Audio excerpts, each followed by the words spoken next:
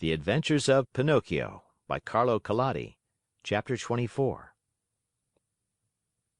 Pinocchio, spurred on by the hope of finding his father and of being in time to save him, swam all night long. And what a horrible night it was! It poured rain, it hailed, it thundered, and the lightning was so bright that it turned the night into day. At dawn, he saw, not far away from him, a long stretch of sand. It was an island in the middle of the sea. Pinocchio tried his best to get there, but he couldn't. The waves played with him and tossed him about as if he were a twig or a bit of straw. At last, and luckily for him, a tremendous wave tossed him to the very spot where he wanted to be. The blow from the wave was so strong that, as he fell to the ground, his joints cracked and almost broke. But, nothing daunted, he jumped to his feet and cried, "Once more I have escaped with my life!" Little by little the sky cleared. The sun came out in full splendor, and the sea became as calm as a lake. Then the Marionette took off his clothes and laid them on the sand to dry. He looked over the waters to see whether he might catch sight of a boat with a little man in it. He searched and he searched, but he saw nothing except sea and sky, and far away a few sails, so small that they might have been birds. "If only I knew the name of this island," he said to himself. "If I even knew what kind of people I would find here. But whom shall I ask? There is no one here." The idea of finding himself in so lonesome a spot made him so sad that he was about to cry, but just then he saw a big fish swimming near by, with his head far out of the water. Not knowing what to call him, the Marionette said to him, "Hey there, Mr. Fish! May I have a word with you?" "Even two, if you want," answered the fish, who happened to be a very polite Dolphin. "Will you please tell me if, on this island, there are places where one may eat without necessarily being eaten?" "Surely there are," answered the Dolphin. "In fact, you'll find one not far from this spot." "And how shall I get there?" "Take that path on your left and follow your nose. You can't go wrong." "Tell me another thing. You who travel day and night through the sea, did you not perhaps meet a little boat with my father in it?" "And who is your father?" "He is the best father in the world, even as I am the worst son that can be found." "In the storm of last night," answered the Dolphin, "the little boat must have been swamped." "And my father?" "By this time, he must have been swallowed by the terrible Shark, which for the last few days has been bringing terror to these waters." "Is this Shark very big?" asked Pinocchio, who was beginning to tremble with fright. "Is he big?" replied the Dolphin. "Just to give you an idea of his size, let me tell you that he is larger than a 5-story building and that he has a mouth so big and so deep that a whole train and engine could easily get into it." "Mother mine!" cried the Marionette, scared to death, and dressing himself as fast as he could, he turned to the Dolphin and said: "Farewell, Mr. Fish. Pardon the bother, and many thanks for your kindness." This said, he took the path at so swift a gait that he seemed to fly, and at every small sound he heard, he turned in fear to see whether the terrible Shark, 5 stories high and with a train in his mouth, was following him. After walking a half hour, he came to a small country called the Land of the Busy Bees. The streets were filled with people running to and fro about their tasks. Everyone worked, everyone had something to do. Even if one were to search with a lantern, not one idle man or one tramp could have been found. "I understand," said Pinocchio at once, wearily. "This is no place for me.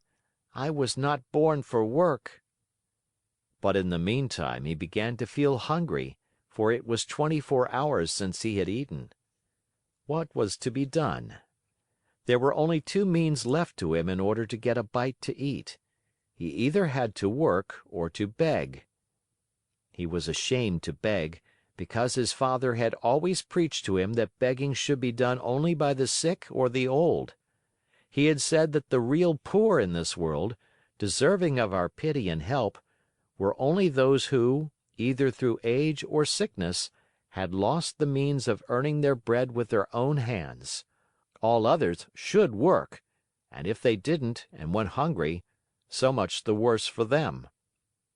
Just then a man passed by, worn out and wet with perspiration, pulling, with difficulty, two heavy carts filled with coal.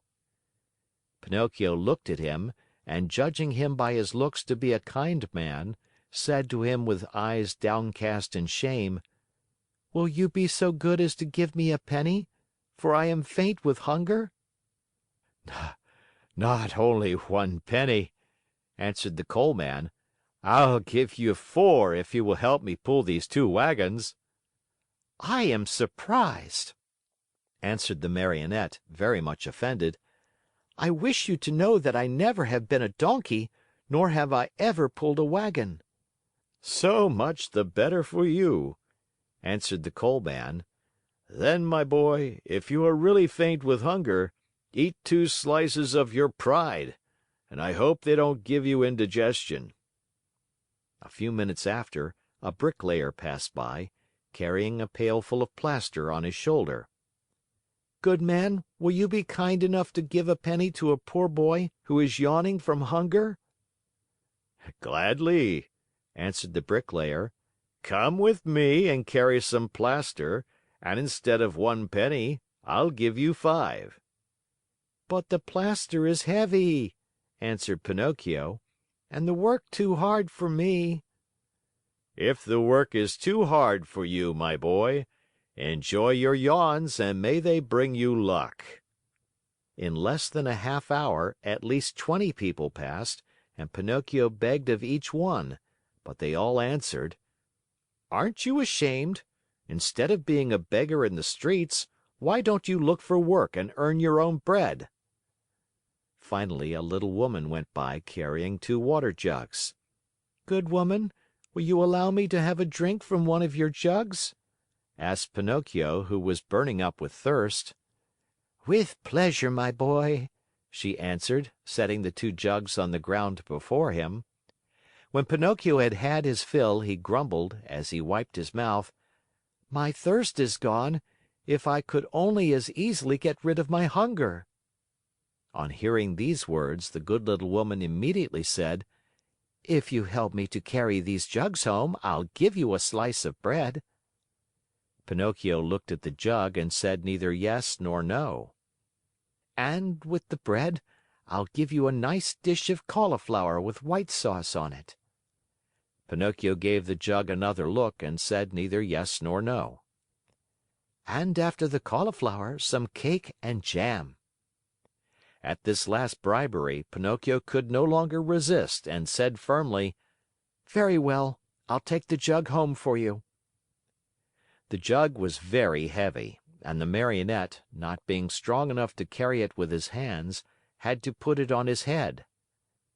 When they arrived home, the little woman made Pinocchio sit down at a small table and placed before him the bread, the cauliflower, and the cake. Pinocchio did not eat, he devoured. His stomach seemed a bottomless pit. His hunger finally appeased, he raised his head to thank his kind benefactress.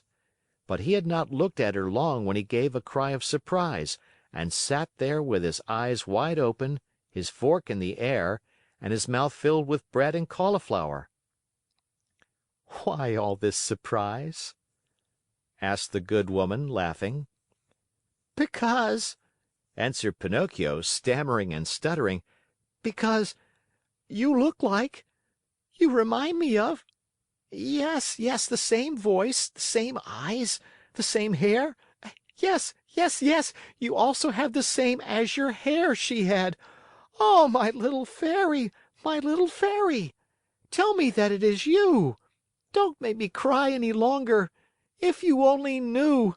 I have cried so much, I have suffered so!" And Pinocchio threw himself on the floor and clasped the knees of the mysterious little woman. End of chapter.